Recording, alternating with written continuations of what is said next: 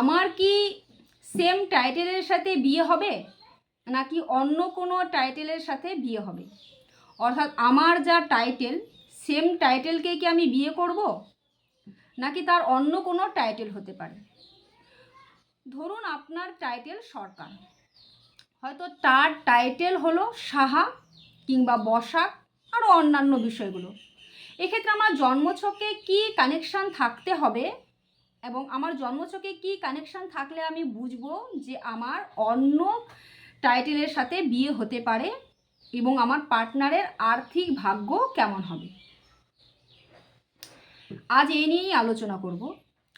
যদি আপনার জন্মকুণ্ডলিতে দ্বিতীয়, সপ্তম, নবম এই ভাবগুলোর যদি বিশেষ জোরালো কানেকশান থাকে, বিশেষভাবে যদি দ্বিতীয়ভাবে শুক্র গ্রহের অবস্থান থাকে কিংবা সপ্তমভাবে শুক্র গ্রহের অবস্থান থাকে কিংবা নবমভাবে শুক্র গ্রহের অবস্থান থাকে, তাহলে কিন্তু ডেফিনেটলি আপনার পার্টনারের আর্থিক ভাগ্য ভালো হবে।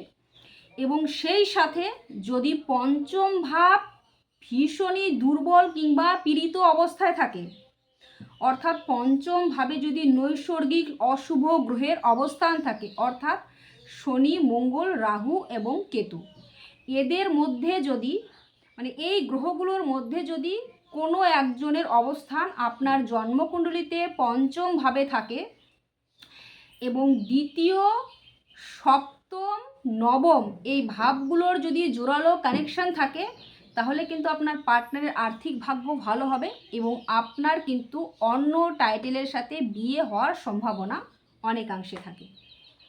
তাই কমেন্ট করে অবশ্যই জানাবেন আপনার জন্মকুণ্ডলিতে এরকম কোনো কানেকশান রয়েছে কিনা। ভিডিওটি ভালো লাগলে অবশ্যই একটি লাইক করে দেবেন। সকলে খুব ভালো থাকুন, সুস্থ থাকুন। জয় শ্রীকৃষ্ণ।